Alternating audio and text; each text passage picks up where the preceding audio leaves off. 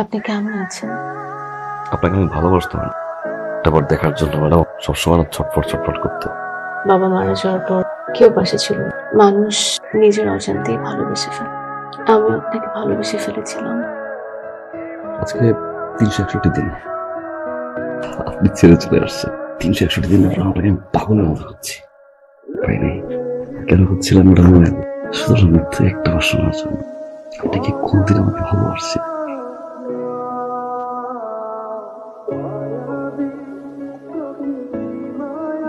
এটা নে, আমারে মারবি, আস্তে আস্তে মারবি যেন ব্যথা না লাগে। ওকে, গুড গুড, এত বড় না পাই। হ্যাঁ,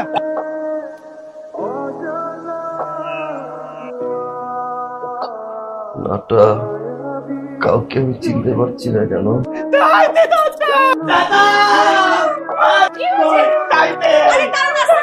কি বলছো উনি? ম্যাডাম আমাকে কাউকে চিনতে পারছি না কেন ম্যাডাম? আপনি একটু উঠে বসুন তো। আপনি মাথায় কিভাবে ব্যথা পেয়েছেন? আমি এখন বিয়ে করে নিত, তাই আমার মা একা। আচ্ছা, আর তো আমার কোনো বউ নেই, তাই মায়ের রান্না বান্না আমার সাথে। মা রান্না করছিল আজকে। তো ব্যথাটা কখন পেলেন? পালাবাড়ি নিয়ে ঘুরে গেলাম, তোমরা পাশ করে দিলে। ও, আপনি তো পুরো গল্পই মনে আছে, কিভাবে পুকুর পাড়ে গেলেন, কিভাবে পড়ে গেলেন, কিভাবে। আপনি তো কিছুই হয়নি, আপনি সবাই চিনতে পারছেন, তো সবই মনে আছে। তুই কে? চিৎকার করে কান্নাকাটি করবেন না তো। উনি বিশ্রাম নিলে উনি ঠিক হয়ে যাবেন। আর আপনারা কি ফাইজলামি শুরু করছেন? যান আপনারা বাসা যান। আর হ্যাঁ, কালকে একবার এসে আমাকে দেখিয়ে যাবেন। এত চিন্তা ভাবনা করে কি হবে? অবিল্লারে ফেলাই দি ভাই। ম্যাডাম যদি আমার পছন্দই না করে, ম্যাডাম রে কিভাবে পাওয়া যাবে? সেই কোনো বুদ্ধি থাকলে কর।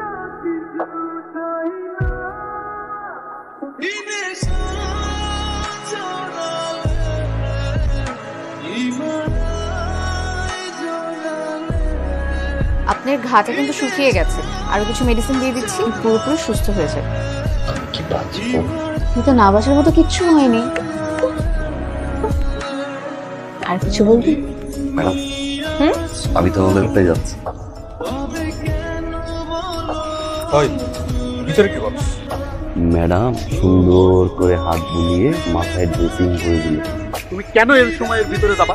আমি ভুল করছি না? হ্যাঁ প্লিজ আচ্ছান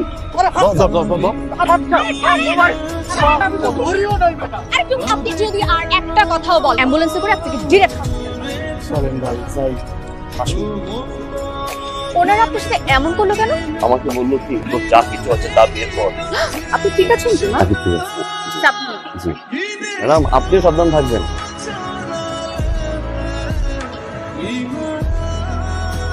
তো চিন্তা করার কোনো কারণই নাই। আপনার পর্যাপ্ত পরিমাণে ঘুম দরকার, পুষ্টিকর খাবার খাবেন। আরেকটা ব্যাপার, প্রথম 3 মাস সহবাস নিষেধ। কি বাস? বাস না, প্রথম 3 মাস মানে ভাইকে বলবেন কাছে কম আসতে নাকি ম্যাডাম? ম্যাডাম আমার ঘাটটা ব্যথা করছে কেন? আপনার মানে প্রেশারের সমস্যা হচ্ছে। একটু এখন রাস্তার মধ্যে দেখেন না। হাতটা শক্ত করে ধরেন। আমার হাতটা আপনার হাতটা এরকম শক্ত করে ধরেন। বিয়ে করাটাই মনে হয় একটা ছেলের সবচেয়ে বড় দায়িত্ব। বিয়ের পরে সন্তান নেওয়াটা আরো বড় দায়িত্ব। ছেলেটা বাবা হবে, মেয়েটা মা। বাবা মা অবশ্যই। আপনার মতো জানাশোনা কাউকে না আমার বিয়ে করা উচিত। আপনি বিয়ে করার আগে আমাকে বলেন। ম্যাডাম আপনি রাজি? কি ব্যাপারে? পরামর্শ।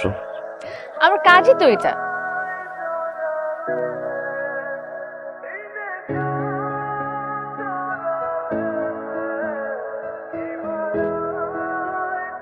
কি আর কইমু, একটা পুলার আশায়। ম্যাডাম এই মোরগের বাচ্চা এই অঘটন ঘটাইছে। কি শুরু করছে? আমার খেতে তো উড়ে লইছেন। এই কাহিনী ঘটায় ছয়টা তুই মানুষ।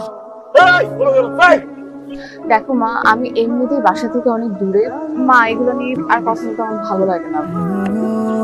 Thank you. ম্যাডাম বিয়ের পর না বেশি বাচ্চা আমাদের দুইটা বেশি দরকার নেই। কি বলেন ম্যাডাম? আমাদের বলতে? আমাদের বলতে আমার যে বউ হবে।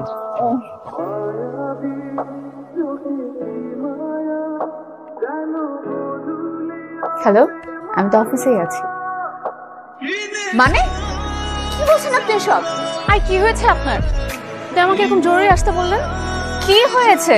হ্যাঁ, এই নদীর মাঝখানে গিয়ে আমি উপর থেকে চাপ দিয়ে সুইসাইড না আপনি কেন সুইসাইড করতে চাচ্ছেন? আমি তুমি ভালোবাসি ওটা আমি আপনার বিয়ে করছি। আপনি কি বিয়ে করার কথাটা আমি আসলে ভাবিনি। আমাকে একটু আপনার ব্যাপারে ভাবার সময় দিন। কতক্ষণ? কালকে পর্যন্ত। কালকে সকালে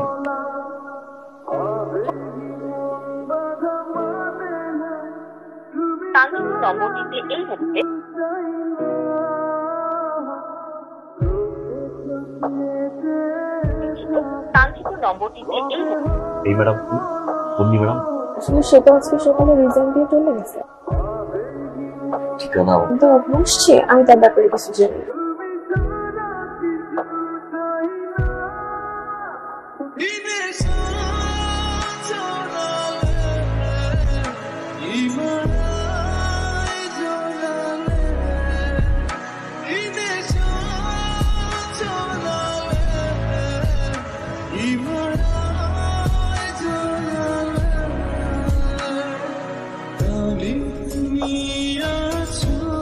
তাই তাই দাদা আমরা দেখতে ভাই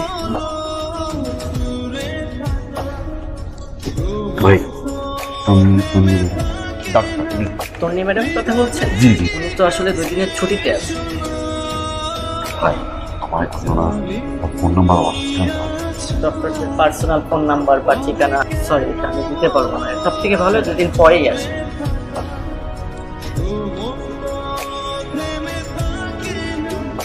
ভাই ওই আপনি এখনো জাননি? তখন থেকে বসে আপনি আপনাকে তো তখনই বললাম যে আমাদের এমন কোনো নিয়ম, আপনি 2 দিন পরে আসুন।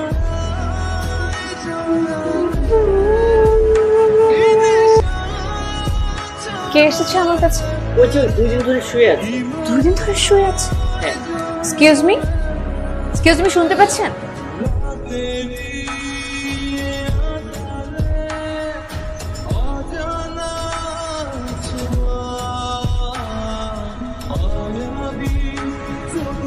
এখন দেখা হইলে বলে যে ম্যাডাম এখনো খোঁজ পাইছো, কিছু বলতে পারি না।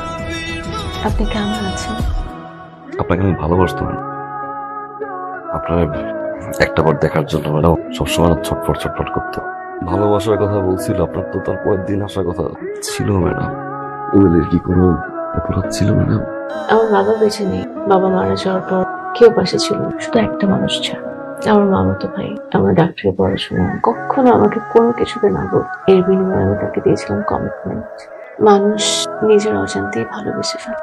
আমি আপনাকে ভালোবেসে ফেলেছিলাম। আমি আপনার ভালোবাসাকে ফিরিয়ে দিইনি, আমি নিজে ফিরিয়ে এনেছি। আজকে 361 দিন আপনি ছেড়ে চলে আসছেন। 361 দিন আপনাকে পাগলের মতো হচ্ছি, পাই নাই। কেন হচ্ছিলাম ম্যাডাম? সুতরাং মিথ্যে একটা বার শোনার জন্য। আপনি কি কোনদিন আমাকে ভালোবাসছেন? এতদিন পর উত্তরটা পেলাম ম্যাডাম। ভালোবাসা মানে হচ্ছে যাকে ভালোবাসি সে ভালো আছে, এটা দেখা। আপনি ভালো আছেন ম্যাডাম, এটাই আমার ভালোবাসা। ম্যাডাম